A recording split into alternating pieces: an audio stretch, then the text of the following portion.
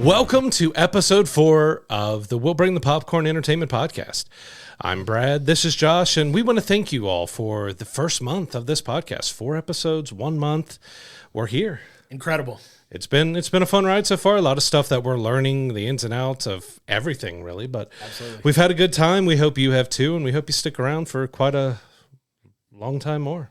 Yeah, we'll be here every week bringing you reviews of everything. And this week in particular, we're going to be talking about Apple TV Plus's new series, Masters of the Air. They dropped the first 2 episodes, and we're going to talk about them today, as well as a review of both of our favorite films of 2023, which was Godzilla Minus One. And they put out a black and white version of it called Godzilla Minus One minus color, and we'll be talking about that as well. I'm excited to talk about that. I can't wait to dive into that. But this week was huge. Like, a whole bunch of news came out this week.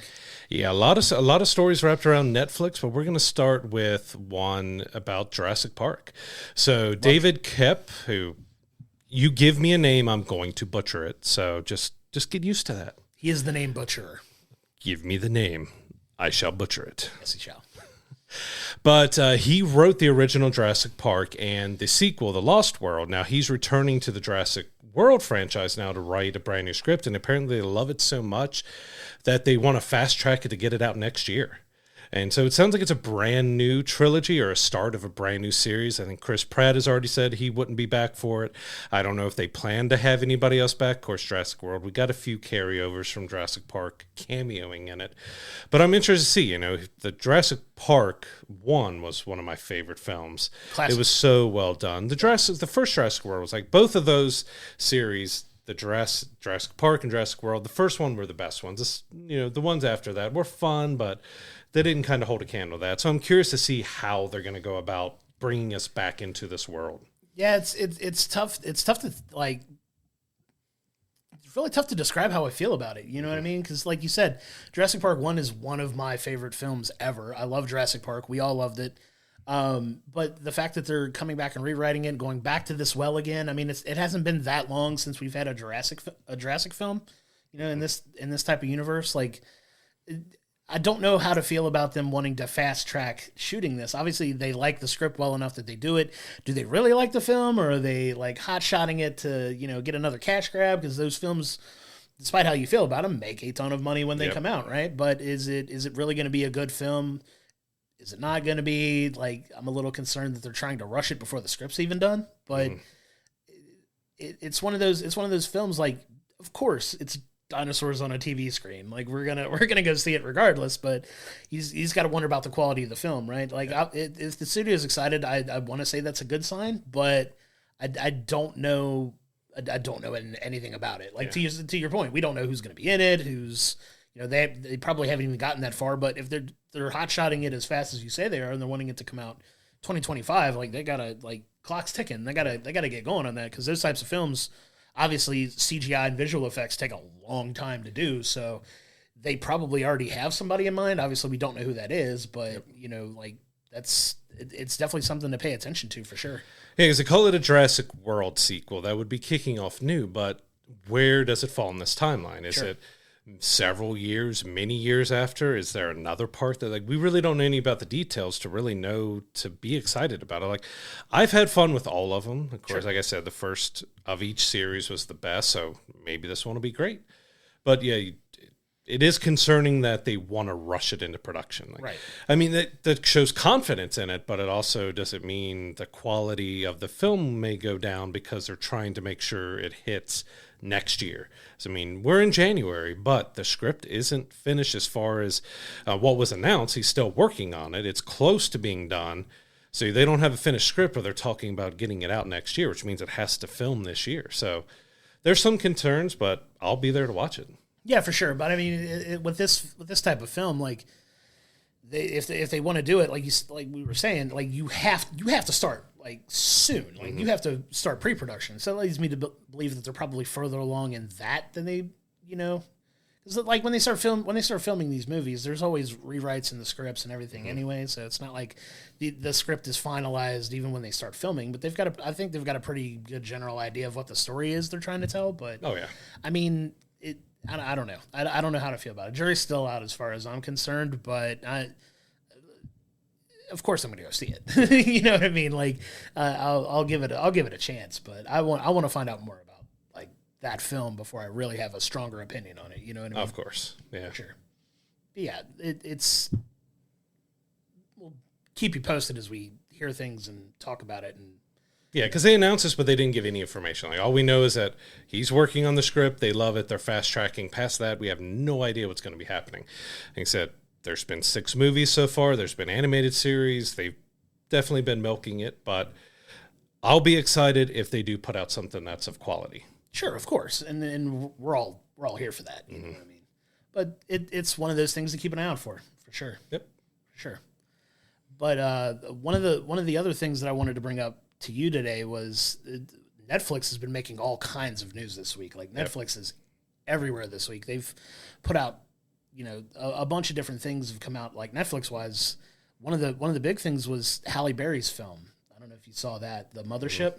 Like she apparently shot this entire film, and I guess the studio decided that they weren't happy with the film. There was going to be a whole bunch of reshoots that they needed to do, and they just scrapped the whole thing. Like that's starting to be, it's concerning to me because it's starting to be a little bit too frequent as far as like films go right now. Like you hear about, what was it? Batgirl from DC.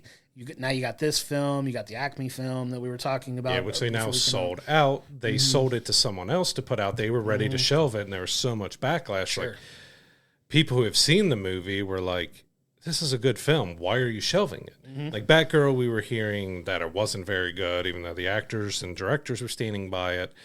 They didn't want anybody to see it. The Acme one that surprised them because like there were so many actors, directors, other people in the industry who said, I got to watch it and it was great. What are you doing? And so, yeah, we're seeing that trend continue. Of course, last year, Max and with Warner Brothers, they cleared out a bunch of series and shows and movies. Disney did the same thing with the Willow series, and a few others were wiped out. You're starting to see, like, you would see pilots. They would film a pilot.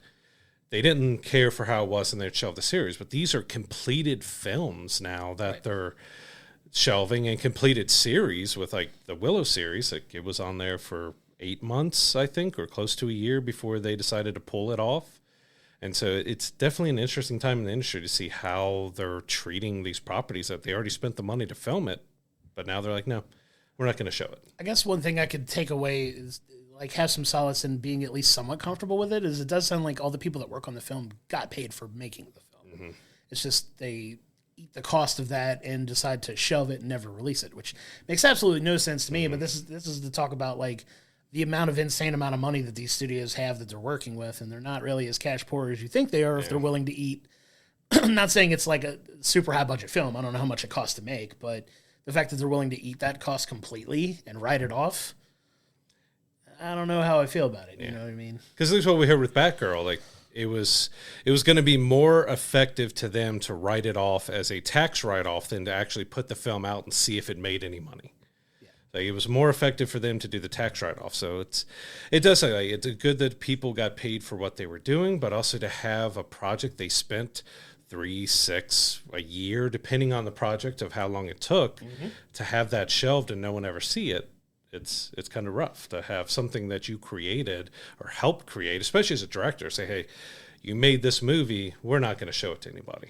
Like, it's just rough. I can imagine the toll that would take on somebody, you know what I mean? If you put, your blood, sweat, and tears into this project and they're like, it's not up to par with what we want, which is kind of rich coming from some of the stuff that Netflix has put out over the years. Kind of makes you wonder either how bad this film may have actually been. We don't know, but we'll never know because they're not going to put it out, and it's a shame. Yeah, because there's no real reason given why. We've just heard that it may have needed extensive reshoots that would have been costly, so they decided to save what that extra cost would have been and just shelve the movie. But there's, especially when they do a lot of this stuff, they don't really give us a clear explanation on why. And I don't even think the creatives behind it get a clear explanation from the studio on why they're doing it. Yeah, and I'd really like to get inside the head of the people that's making these decisions because they say things that make I hate to say like they kind of talk out of both sides of their mouth with it a little bit because like they say it's for financial reasons, but the other story I wanted to talk about was They just paid $500 million to the WWE for the rights to Monday Night Raw, like a live sports entertainment show, pro wrestling on Netflix. It's a 10-year, $500 million a year deal, and those two stories kind of collide up against each other. You're like, okay, I know they're not paying $500 million for this Halle Berry film, but they literally just dropped $500 million for WWE and the rights to, one of their television properties. And I know there's more to it and we can talk about it, but it's just like, why do you shelve certain projects, but you're just shelling out a ton of money for something else, right? Yeah, and you're looking at, so like, we've seen streaming getting into the sports space. Sure. We have Amazon Prime Video has Monday Night Football. You have Apple TV has done MLS soccer and also some baseball broadcast. And you have that going. I think Peacock had wild card games as well, I believe. Correct. Yeah. So you're getting streaming, but, WWE wrestling entertainment is a different beast, and that's a lot of money to spend on. Well, one show here in the U.S., it also includes international, right? Yeah, so internationally, they're getting the rights to not only Monday Night Raw, but their other two television shows that they do every week, Friday Night SmackDown and their developmental brand NXT. So they're all getting on Netflix starting next year. But there's a little bit of a dicier, trickier situation in the U.S., right, with that. So just some background. I'm going to go on a little bit of a wrestling tangent here. So if you're not into wrestling, I apologize for that. Brad's going to fall asleep, but I'm going to tell you about it anyway. But so in the U.S., Friday Night SmackDown has been on Fox for the last several years, and they're moving back to USA, which is funny because that's where Raw's been for the better part of 30 years at this point, which is why it's such a big deal, right? So it's something like this is moving off of traditional cable to a streaming platform. Yeah. It's kind of the first deal of its kind, and WWE's traditionally been ahead of the curve on that anyway, but that's enough of a tangent on that. But SmackDown is domestically is moving to USA, and NXT is moving from USA to the CW. Yeah. So it's moving in the fall as well. And then you got Monday Night Raw, who is their contract with USA is up at the end of September. So there's going to be a 3-month period where we don't know yet where it's going to be. They haven't announced it, but where Monday Night Raw is going to be for 3 months until it jumps over to Netflix. Because USA said, when you're done, there's no extension. You're leaving. We're not airing you past this date. So there's going to be a little bit of purgatory for those of you that watch, Monday Night Raw. That there's a little bit of purgatory there. Like they haven't announced a home for it. Now domestically, they still have a deal with Peacock for all their like WrestleMania, Royal Rumble, all their like monthly. They call them premium live events, but they used to call them pay-per-views. But now, does that all move over to Netflix once this deal with Peacock is up? Because there's a lot of business things to consider. Because now they're TKO Holdings. They're owned by a company that owns both them and the UFC. So there's also additional streaming rights for UFC to take into consideration, and it's going to be a whole like interesting way they configure all of that to air together. Does UFC move over to Netflix too? Like we don't know. Like there's a lot to it, right? Yeah. Yeah, I don't think anybody even like it. So Josh is big into wrestling. I was into wrestling in the 90s. I haven't been big into it in a while. But I don't think anybody really saw Netflix being the carrier, the service to come out and say, hey, sure, let's bring wrestling onto the service. Because they've been about made content. They don't have any live content. Yeah. They don't have shows like this. They don't have sports. They don't have, they have content that's not theirs. Of course, we've got Breaking Bad. We've got a bunch of movies and other stuff they haven't done. They don't have live content. So it's interesting to see them jumping into the live content space with wrestling. It's the first deal of its kind for them, and it's going to be interesting to see like how they do the show, right? Because it's 3 hours on cable television every week. You've also got commercials in there. Like, how's it going to look for people that don't have the commercial tiers? There's been conversations about the fact that the matches will still continue during what will be traditional commercial breaks, but if you have the ad tier, you'll get commercials like a traditional show. There's so much unknown that's going to be, going into it. And I'm actually pretty excited because I have the ad-free version of Netflix. And how are they going to do that in between segments when they traditionally go to commercial break? What's the live broadcast for that going to look like? Have they given any details on if it's going to be included with the regular package? If you're going to have a separate package, like it's Netflix without ads plus WWE, are they going to do it as a separate billing, or is it all going to be wrapped into one item? So it's my understanding that if you have Netflix, you'll get access to it, but it's like two different broadcasts simultaneously. You'll get the broadcast with ads, but the broadcast without ads, it's going to look like you're getting everything that's going on in the arena, right? As far as my understanding of it goes. Now we'll see how it looks when, it actually starts airing in January, which I'm excited to check it out because it's never been done this way. You know what I mean? Like Netflix, who has minimal ads to begin with, especially if you pay to not have them. Like, what's this weekly episodic show is going to look like? Because it's money. If you know WWE, it's 52 weeks a year. There's no off season. There's no time off, and I don't have the words for it. Yeah. Like it's exciting, but I'm very curious to see how it's going to look. Yeah, it's interesting to see Netflix entering the space like this. Like I said, I did not expect them to be going after wrestling to be their first live event. Like there's other sports and things you could have gone after, but what they went after was WWE. It's going to be interesting to see how this plays out and how they integrate that in there. And because even when it comes to replays of old shows, are they going to have those available to be able to watch, on demand for the previous episodes? Like, there's still a lot unknown with this gigantic deal that Netflix has taken on. Right, and their deals with Peacock, I believe, run through 2026, or sometime into 2026. I don't have the exact date, but there's a lot of that. There's a lot of that. Like, do you just get to your point? Do you just pay to get the live broadcast, or do you get like so many episodes, or do you have to wait a couple weeks before it airs? Because I think now you have to wait like 4 weeks before the previous episode gets aired, or maybe that was just on the network. I don't remember. I'm usually watching it live. Just take that for what it is. But I don't know. There's a lot to still come out of it. But it is such a huge story because that's the first deal of its kind. So a lot of money. It's at least 10 years. But the way the contract works out is they have a 5-year opt-out, and after 5 years, if they don't like the deal, they can tear it up and walk away. But it's WWE. It's a moneymaker, right? So they also have the option of extending it an additional 10 years at the same rate. So when you start talking about TV rights fees and how all those are going up, it could be a huge deal for Netflix because, they're worth, $500 million a year right now. Could that be worth significantly more in 10 years? It very well could be. It could be $1 billion a year property by that point, and they're making, it looked like a steal for Netflix in 10 years. Yeah. You just don't know. And what you brought up with this is because of WWE and UFC being under the same umbrella now. Yep. Does that open up that we're going to see a UFC going to primarily movie, TV streaming service? Sure. Do we see that opening for other things too? Like, absolutely. We have the traditional sports coming out. Now you're getting the non-traditional entertainment sports and stuff coming through. So it's opening up kind of a different era to streaming. Like a lot of them are looking for, the cost of everything going up.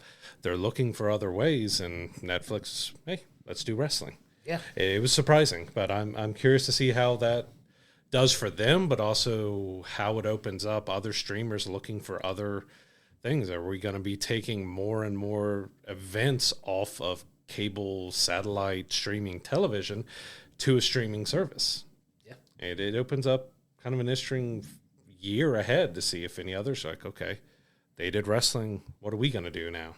Yeah, and I know the NBA rights are coming up. I know there's Warner Brothers is working on it because the NBA on TNT has been a staple for a long time.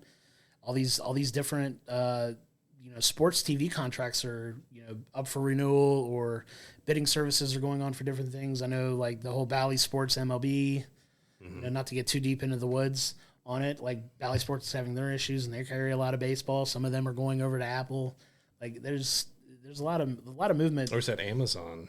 Amazon getting, right? Is it Amazon? I think it's Amazon. Yeah, it's Amazon Prime. You're right. Getting that, but Apple owns just about everything. That's a weird one because some teams have like the full broadcast rights to everything. So like even though they announce like, hey, we're partnering with Amazon to do all baseball games, well, the teams can say no, or they don't have to be on there, because I think they announced only 5 or 6 teams possibly would be in that Amazon partnership. So it's kind of weird because Bally Sports has been struggling for a while. And the Diamond Sports Group, who owns them, have been filing for bankruptcy, been going through a lot. Now we see Amazon trying to take some of that baseball from them, but is it going to fragment it even more? So it's another, like with WWE, we're now seeing Amazon with baseball, and we're seeing more stuff go out. So it's kind of a weird time for all of it with streaming. As we're in the Cincinnati area, big Reds fans. We haven't been able to watch the Reds for the last few years because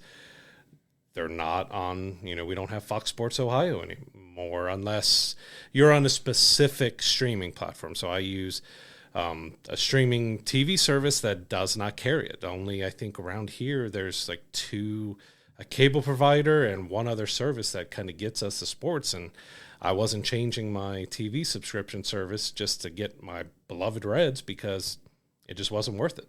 There's so much to keep up with, man. Because all these things, like, you can get it, then you can't get it, and you just get a random email. It's like, hey, we're no longer carrying this. Sorry about your luck. And that's the thing. Going back to Netflix and WWE, is everyone going to realize now, like, hey, I can't watch all that on, it's going to CW, it's going to Netflix, it's going to USA, it's going here and there. Mm-hmm. That's a lot of shifting for shows that have been in one spot for quite a while now. Sure. Changing habits is already hard to begin with, but a lot of these shuffling around it's definitely going to be interesting to see whether these audience migrate. I think going onto a streaming platform, in my opinion, is pretty smart from a sense that they're so huge, right? Mm-hmm. There's so many people that have these streaming platforms, and Netflix has got by far the biggest global reach, right? So, I mean, I think it's a win-win for WWE for sure, but I think the biggest thing to look at now is it going to be a lose for those that don't care about wrestling, because that cost is going to now be distributed out to everybody. So we're going to be paying more every month for the service, and you're going to have a lot of backlash. I'm certain there's going to be backlash that comes because you're going to have so many say, I don't care about wrestling. I don't want to watch wrestling. I don't want it to be part of it. Why am I paying $5 more a month because you bought the wrestling? Sure. So there's definitely going to be backlash that comes, but it's going to be interesting to see how they handle all that. Yeah, and then you wonder if it's going to be that much of a significant increase, and it very well could be. I mean, they're just coming out of pocket for that much money. Like, how much are your already rising Netflix fees going to go up, and do people stick around just because of it? And I totally get it. You know what I mean? So it's definitely something worth keeping an eye on. And the other big thing from Netflix this week is we finally got a full trailer for their Avatar: The Last Airbender series.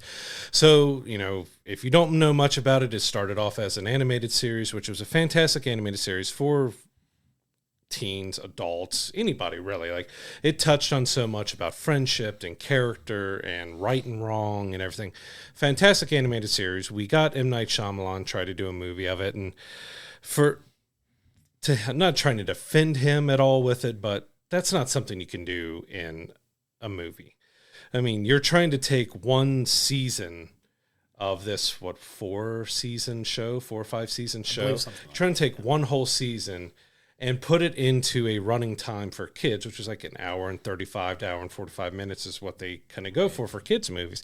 So you're taking a whole season and trying to boil that down into an hour and 45-minute movie. It just never was going to work.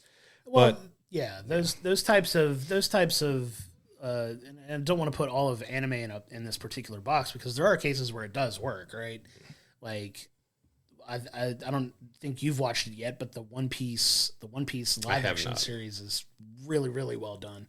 So, but to your point, it's also a series, because to kind of piggyback off that, you have just so many different examples of when it doesn't work in a film. Yep. See Dragon Ball, right? Dragon Ball Z, Dragon Ball Super, like, all of those are wildly successful properties, but the Dragon Ball movie was, hot trash. It's not good. The only way that films from series have worked, if they're continuations, if they're topping things off, if it's something like that. Now, this is, trying to reboot it for a film universe, and it just didn't work. So I'm excited, especially after this trailer, seeing it. So good. The bending looks fantastic. The special effects, the characters feel like they're animated characters. Like, everybody seems to really be, this is based off of a trailer, but everybody seems to be fitting who they're playing. And like I said, it just looks like they've really done a good job of caring about these characters, because a lot of the show in this series was the relationships. It's about that connection between these friends finding each other and the journey that they have to go on. And you lost a lot of that in the movie. So now it looks like you're getting that back in the series. And I'm really excited to see how Netflix has done this adaptation. Yeah, and it's awesome. And it's even better that it's coming out in just a few weeks, because I'm definitely chomping at the bit to check it out, because to your point, the animated series was so beautifully written. It was such a wonderful story. Like, it's one of those series that you can go back and watch over again. It's like a rewatchable show. Like, it's something you could go back and start over again. And I plan on trying my best to go back and watch it again before the series comes out, just to do kind of a apples to oranges comparison to see what their take on it, compares to the previous show. And I'm super stoked to check that out. And that's definitely something we'll be reviewing when the time comes, when it comes out, for sure. Yes, February 22nd is when it drops on Netflix. And going off the Netflix model, we should have the entire season at the same time. Yes. So that's definitely going to be a binge watcher for a lot of people, and we're going to try to watch as much as we can and talk about it here with everybody. I can't wait. It's going to be fun. Like, they have me intrigued and my interest peaked, because we got a teaser, which everybody looked good there, but actually having a full trailer, seeing in motion, seeing all the characters, like, they look like they've done a good job with it. And I hope that translates to the whole series. That is, like, we showed you the best parts of it, and the rest of the series is crap. Like, it looks like it's going to be good. Yeah, I'm very optimistic based on what I've seen so far, and that does seem to be like the prevailing sentiment based on reactions that I've seen to the trailer and talking to people I know that love Avatar and that love that series in particular. I know some people, like some of my friends, even were like, I was so happy with the trailer that I cried watching it. What I mean? Like, it looks super super cool, and I can't wait to talk about it when it comes around. Well, the other big story this week was the Oscar nominations came out, and there were a few snubs in there that people really thought that we were going to have. Greta Gerwig for Barbie as Best Director. She didn't get it. Margot Robbie did not get a nomination for Best Actress for Barbie. That and Oppenheimer were, if you talk about 2023 in a whole for films, it was Oppenheimer and Barbie. Yeah, Barbie. It doesn't mean there wasn't other good films, but that's what everybody talked. Barbenheimer was the thing of 2023. So at least not seeing Greta Gerwig get the nomination for director, because she did a fantastic job, and she took a movie about a doll and made it relevant and kind of brought an interesting take on all of it. And they did a great job. So it is kind of like, there was some really good films out there and a lot of great directing and stuff, but it felt really strange that we didn't get at least her nominated for Best Director. It's so rare with these things. And I don't want to go off on too much of a tangent as far as like award shows, because at the end of the day, they are a barometer of good film. They can often be a barometer of great film. But it's so rare that a film like that does as well as it does, that is nominated in so many other categories, including it was nominated for Best Picture, right?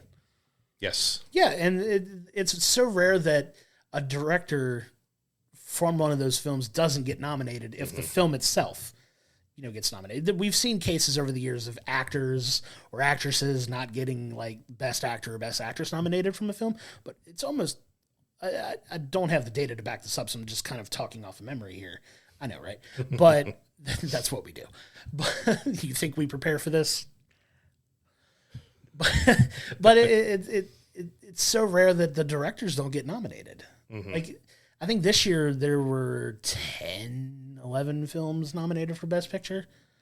Don't even get me started on the fact that Spider-Man and Across the Spider-Verse wasn't nominated. Yeah, we both feel strongly that it got nominated for Best Animated Feature, but we felt it was strong enough. And leading up to it, even everybody was feeling that it was going to be nominated for an Oscar for Best Picture, being one of the, I think that would have been the third or fourth. You had Beauty and the Beast and a few others that got nominated for Best Picture. We thought this was going to be along with it, and it didn't. Like, it's probably going to win Best Animated Feature. It should win Best Animated Feature, but it should have got the respect in filmmaking, not to just look at it as an animated film, that it is one of the best pictures of last year. Sure, and to kind of go back to the Barbie conversation, like one of the big things that was an uproar about it was directed by Greta Gerwig. It starred Margot Robbie. Neither one of them got nominated, but Ryan Gosling got nominated as Ken. And there was definitely some controversy around that, giving, the thematic elements of the film. He's enough. He is Knuff. He was Knuff enough to win a nomination for Best Actor. But. Yeah, we're not saying that Ryan Gosling was great in it. We really enjoyed him, but it is weird seeing a movie that is Barbie, female directed, female led, about female empowerment and everything. And there's so many different messages and meanings behind it. Sure. That the only main person that got an Oscar nom was Ryan Gosling. Right. Like I said, not to diminish that at all, but it is genuinely surprising that Margot nor Greta got nominated. But like you said, it's award shows. Feel about them, any way that you want to feel about. Yeah, because they're kind of mixed. Like you have some that it's definitely based on what they did, but there's also the impact on the movie theater experience. How much money it makes or where it went. And like there's a lot of different factors that go into how they vote. So I was just curious to see why they didn't make the short list. Again, there was many great films last year, but he said, if it's nominated for Best Picture, most of the time you get that director will be within there, which a lot of the others were. Right. But she wasn't. So kind of take that what you will. I mean, it's not the end all be all by any means. And like I said, a lot of people have very strong opinions about award shows in general. Very strong. A lot of it's warranted, but I would love to be in like just a fly on the wall to have those conversations of what actually goes into making these nominations and how strongly they do deliberate these things when they put them out. Because like them or not, they are barometers for film success, and even these actors and people that work on these films, putting Academy Award winner next to your name is a huge boost to not only your resume, but your cred for any project you work on moving forward too. Because when you can attach Oscar winner, insert name here to a film, it lends that much more credence to more projects, more money, more everything for them. Just having that on there, so it is a big deal to them. It really is. So yeah, there's a lot of controversy about it. If you want to talk about it all with us, leave a comment in the video. We actually have a Discord. Come join our Discord. Talk to us about it, how you feel. Like, we will absolutely talk about anything we talk about on this podcast, anything that we don't have a chance to talk about. We would love to talk about it with you in our Discord, in our comments, anything else. Just reach out and we'd love to talk to you about it. Because I said if you look at Twitter or anywhere else, because I'm not calling it X, it's Twitter still. There are a lot of opinions about it, not from just us, but, Ryan Gosling, he did put out a statement. You have a lot of people put out statements about it, too, who feel that, some of these nominations just didn't feel right this year. Yeah. And that's not saying anybody who did get nominated wasn't deserving. There's some great films that we haven't got to see, but we've heard such buzz about that deserve what they got. But at the same time, it's just, like you said, why did they make that decision? Sure. It's one of those things that you just never know. But like Brad said, if you want to join our Discord, we will put the link in the video, and you can come find us, come chat with us. Well, we'd love to have you for sure. Now, there is one thing I know that probably going to get a lot of Emmy nods and everything else. This is a new TV show, probably the biggest show of the year that has launched so far, is Masters of the Air. I can't wait to talk about that. So that is actually the TV show that we are going to review today. Masters of the Air is new on Apple Plus TV. Apple TV Plus. Apple Plus TV, Apple TV Plus. You know which Words one are hard. Words are very hard today. I understand that. I am tired. Apple TV Plus. And the first 2 episodes just dropped. It's from Steven Spielberg and Tom Hanks are 2 of the executive producers on the show. It takes place back in World War II, similar in the style of, if you've watched Band of Brothers or The Pacific, it's kind of in that same breadth of time period and scope of the film. It's about the 100th bomb group in World War II, and it's a really interesting show so far. Like I said, they've only dropped 2 episodes, but I actually really enjoyed the first 2 episodes. What did you think about it? I thought it did a good job with these first 2 episodes, kind of setting us up the world, because we all know about World War II and everything like that. So you're trying to establish what they're going through, but you're also trying to give us that connections to these pilots, to the people on the ground, kind of giving you that overview of how did these bombers back then handle the war. Like, you had navigators working overnight to get the plan set, then one's on the plane trying to get everything in there. It was really interesting to see the historical and military part of how they would be doing these operations back in, the 1940s and all that whole time span of World War II. But I thought it was great done. You had you got Austin Butler as one of the main characters. You got a pretty stellar cast overall, but I thought they all did a phenomenal job, and it's a gorgeous to look at. Like even some of the battle, air scenes or the explosions and everything else. I think it was a $300 million season, something like that. 250, 300 million. Like they spend quite a lot of money on it. It shows like there's a lot of attention to detail when it comes to their wardrobe, to the planes, to everything. But I really enjoyed it, and I'm really looking forward to seeing the rest of it, like seeing how this series progresses, because we know it's going to get a little more dramatic. There's going to be more stuff that happens, but it's set a good solid groundwork to where eventually they're going to go. Yeah. And it's one of those, like some of the complaints I hear sometimes from these types of shows is it takes a minute to get to the point, but you got to understand that when they're telling these character stories and when you're dealing with an ensemble cast, they have to give you a reason to care about these characters. So you have to get a little bit of their background and what they're going through for you to, care about what happens to them. There has to be, context to the consequence, for lack of a better term, right? So you have to have context to these characters to understand the consequences of what they're going through, what happens to them. Are you supposed to care? How do you feel about them? And they do a good job of, like you said, just dealing with how all of these different people deal with being at war.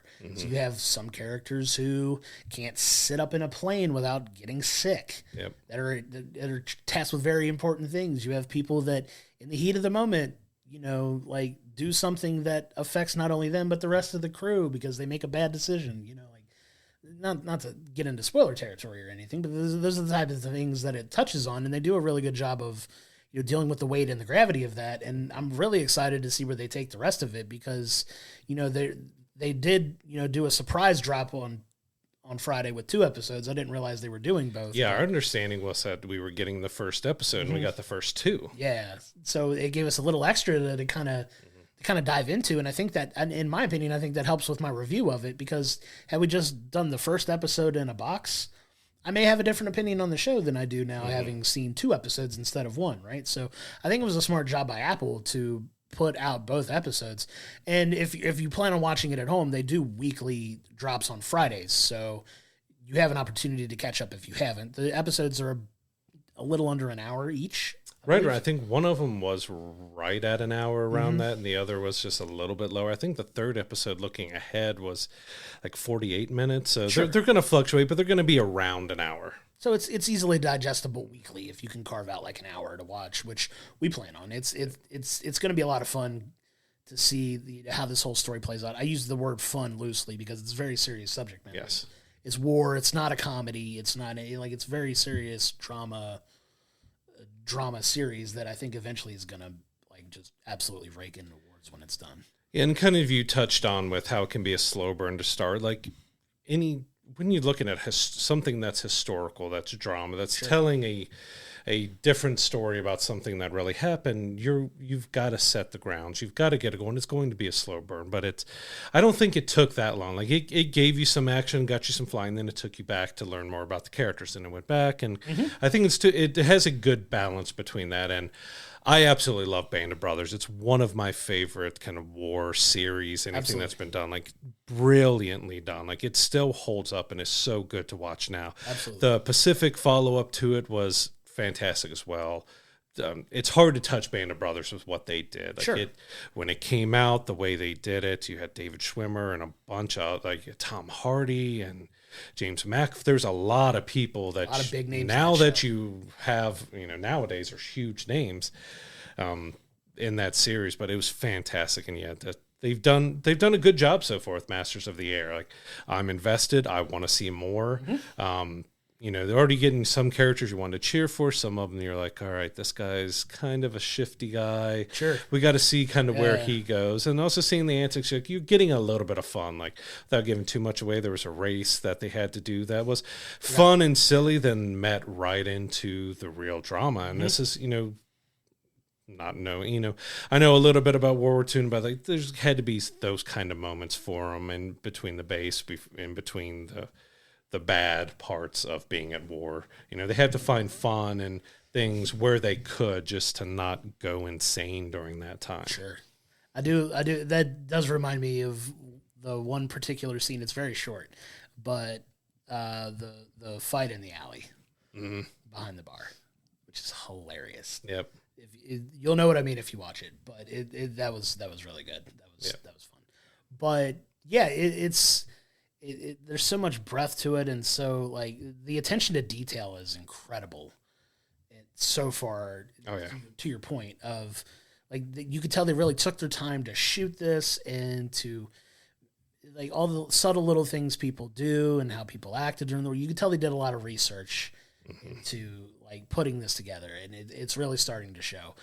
Yeah, it's showing the same care that you saw from Band of Brothers in the Pacific. Like they really care about this story that they're telling. You know, it's a very serious time of our history, so like they're taking it very seriously. And it's well worth it. So, you know, if you're not into the historical films or shows, if you're not into war stuff, it may not do a whole lot to drag you into it. There's great performances. There's great everything to it so far. But if that's not your thing, it may not be able to bring it to you. But if you have any interest at all from Band of Brothers, Pacific, any war related, you know, that time period pieces, you're going to enjoy it, or we hope you enjoy it. We hope you at least check it out, because 2 episodes in, it's well worth the watch. Agreed. But as mentioned, it dropped on first 2 episodes on Friday. Episode 3 and all the other episodes will be dropping every Friday from here on out, and you can watch it on Apple TV Plus. Yep. It'll be a total of 9 episodes, so you'll have 7 more weeks of brand new episodes to get through the end of the series. Yeah. I'm really looking forward to see where they go with it. It's so well done. I couldn't agree more. And to kind of piggyback off that just a little bit, just kind of go back a little bit. If you haven't seen it, I definitely strongly recommend going back and at least checking out Band of Brothers. Oh, yeah. Just to see the people and the faces that you would recognize. If you haven't seen it, don't look up anybody that's in it. Go in and watch it, and you will be shocked at the amount of A-list, big name actors that are in that show. And I spoiled a few, but even if you saw them, like, okay, that's a really young this person, that person, because I even going back and watching it again. I think last year I watched a few episodes. I didn't finish the whole thing, but I will. Yeah, I was like, I didn't remember him being in it, or him that they're in it. Yeah, like there's so many big names in it. It's absolutely loaded. But past that, it's one of the best series to me kind of ever made. Like Band of Brothers is a pinnacle series of TV that was made. Like it's up there with, you know, some people would put The Sopranos and everything. I would put Band of Brothers right up there with some of the best TV series ever made. Just the attention to detail, the drama, the everything was unbelievably fantastic. It's for my money the best miniseries of all time. Like there's other shows that had longer, like tenure and, you know, overall breadth of series that were incredible as well. But for bang for your buck miniseries in a vacuum, it's the best, in my opinion, the best miniseries ever made. And and this is also, like, we're talking about the first 2 episodes. It really is with these miniseries and with these things. We don't know if this one's going to be a miniseries, if there'll be more than one season. I haven't seen anything on that. You really need to see kind of the whole picture. Like, you can break apart each episode, but there is an overall story to appreciate that you have to get to, that, you know, that's, you need to see it all to have the full opinion on it, I feel, with this type of thing, because it's got something to say, and it's going to take a little bit to get there to say it all. Sure, absolutely. So it's like you said, you want to say a lot of fun, but you enjoy it because it's so well done. The acting is so well done, special effects, everything. So it's enjoyable, and we hope you check it out. Yeah, it's fun in the sense that it captures your attention and gets you enthralled in the story, and it kind of keeps a grip on you. Like, I was watching it, and it didn't feel like I was watching it for an hour. It really didn't. Like, it kept my attention the whole time. It wasn't one of those that you can kind of casually look at your phone while you're watching a TV show. Like, I had my phone face down, like, totally enthralled in the story they were telling. It was that good, in my opinion. Yep. Now, speaking of being very good and also a war period piece, we're going to head on over into our film review now with Godzilla Minus One Minus Color. So this was one of our top films of 2023 with Godzilla Minus One. Of course, with coming out now, they did a black and white edit, and we were curious, like, with being one of our top films of last year, how is this black and white cut going to change things? Hey, Brad. Yeah. I think for this, I think we need to switch it up a little bit. I think we need to have a little fun with it and give the people that watch the video version of this kind of a little treat while we do this review of this film. What do you think? What do you got in mind? Okay. It's a little different, but it's a little different. With it. So if you're watching this, you're welcome. If you're listening, tune into the video and see what we did. We're not crazy. A little crazy. Okay. But yeah, so they're bringing it back in black and white, which, you may not think too much of something being done in black and white, but with this film in particular, I felt it was a fantastic addition to this already great film. Like the drama felt deeper. The terror with Godzilla felt a little bit more. Like he felt a little more frightening. And I felt, and it was our second time seeing it too. So I think on top with that it really made us appreciate the film a lot more. And it just felt more well-rounded. And just, I came out really loving the film after seeing again. Like I think the black and white version to me might be the definitive edition. Like you take out all the color and make it black and white, and then it's the definitive edition, but it is. Well, one of the brilliant things that I think about it is like when we gave our review of it, we mentioned that it had this feel of an old school monster film. But what are old school monster films really?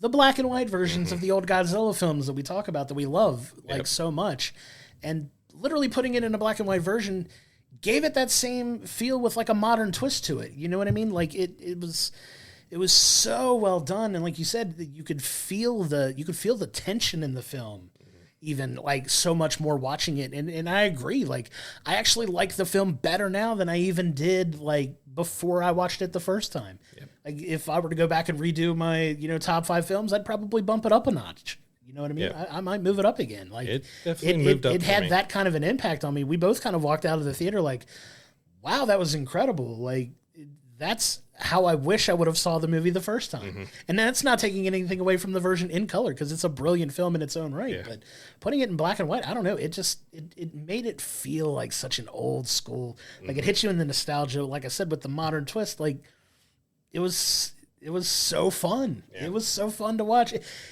And we use the term fun a lot. We use it very loosely, but like I think it warranted here. If you enjoy those old school monster movies and those old school like Godzilla, King Kong monster films, to give this a watch if you haven't already seen it. And even if you have, watch the black and white version and see how differently you feel about this film. Absolutely. We definitely recommend going back to the theater, see it again. You actually have a few days left now. So February, I think it goes through February 1st, then all versions of Godzilla Minus One are out of theater. So if you haven't had a chance to see the original full color or the black and white, we definitely recommend. Don't let that it's fully Japanese and subtitled hold you back from it. After a little bit, you don't even care, or like you're not even paying attention anymore that you're reading everything. Like you're so engrossed in the film. And like I said, the black and white, there were some flaws with the special effects, and some things I think were intentional because it's a modern love letter to Godzilla. Sure. It's done during the war as well, back in the 1940s. It's about a kamikaze pilot who gives up on his mission to end his own life for his country and how he deals with it. And going back with how the black and white affected, I felt that story felt so much more dramatic in black and white. I don't know why with having being black and white, but just that whole story of him searching for his honor again, or dealing with having no honor, which is so important to the Japanese people, especially then, and everything else. Like it felt so much more dramatic. Absolutely. And it had a different impact. The film just felt different, but like any little flaws that the special effects had, I think it was like 35 people did the special effects for this film, under $15 million. Incredible job. They got the first Godzilla Oscar nomination for special effects. Yep. For anything for Godzilla, and they got a special effects nom. Well deserved. Absolutely. But the black and white treatment just made it feel like such a more complete film and such a loving throwback to the classic Toho Godzillas. It's so good, man. It's well worth the watch. We've seen it twice now. I almost want to go back and see it a third time just because it was that good. I definitely plan on watching it again when it comes out on digital. It's one of those that I call it like a rainy day or a cold day type of film that you can really watch. Like the weather's bad, you're sitting at home, you don't really feel like going out. Let's put on a monster movie. It's great to watch around Halloween time. I can imagine it being a good like Halloween type film. Not to say that it's like a horror movie, but like you know what I'm saying. Like when you start that time of year when you start to watch monster movies, like I think you could throw it into the rotation there and it worked too. You know what I mean? Like it's just how I feel about it. Yeah. I think, I really hope with the digital release we get to see both. We get the full color and the black and white because I think it's important to have both of them available. The black and white was that significant of a change that I really want to be able to see it in black and white again. Yeah, and I know we've talked in previous episodes about the physical media and those going away. If there's like a DVD version I can buy that has like both films, I will get it. Absolutely, purchasing that for sure.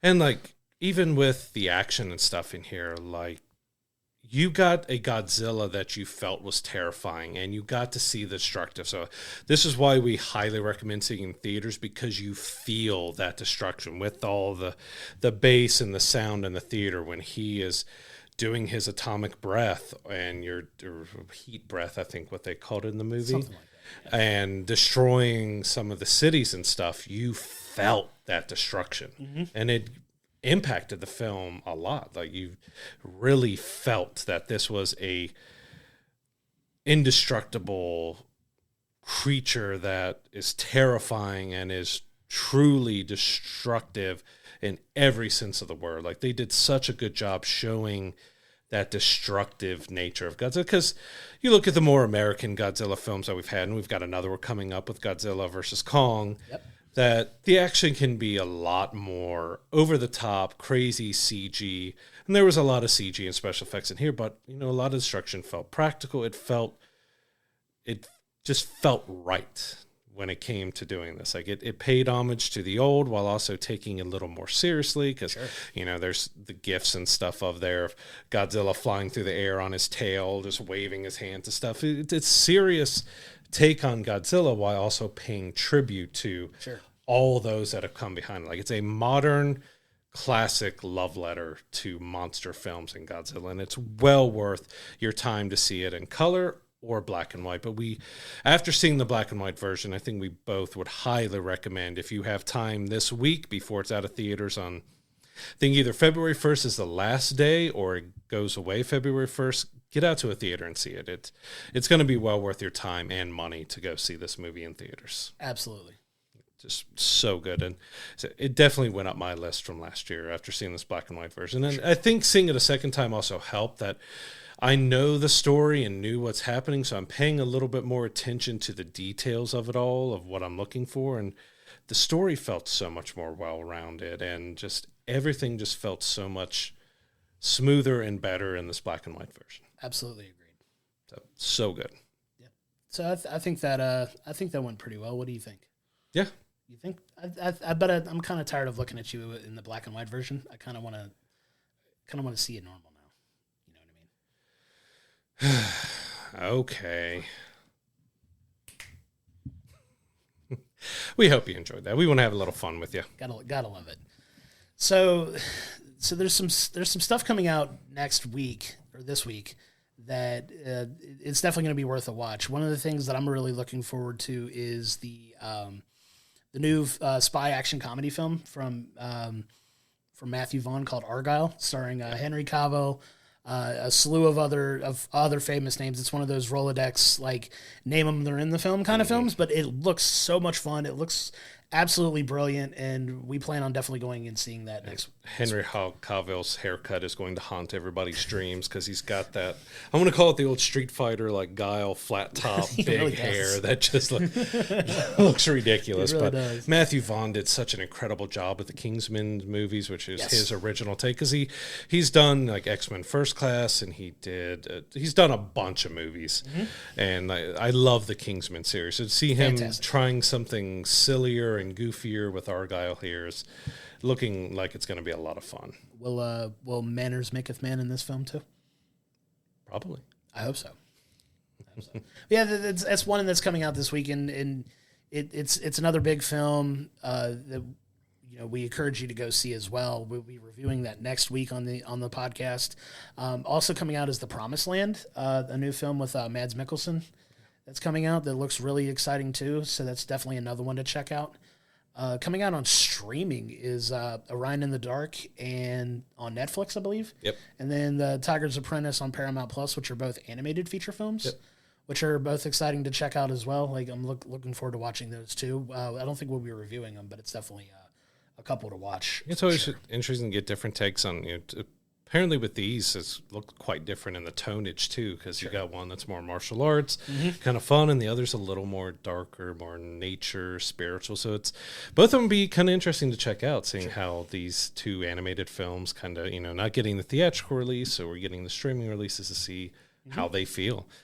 We also have kind of two somewhat big releases, at least one big release and then another that we reviewed in episode 2.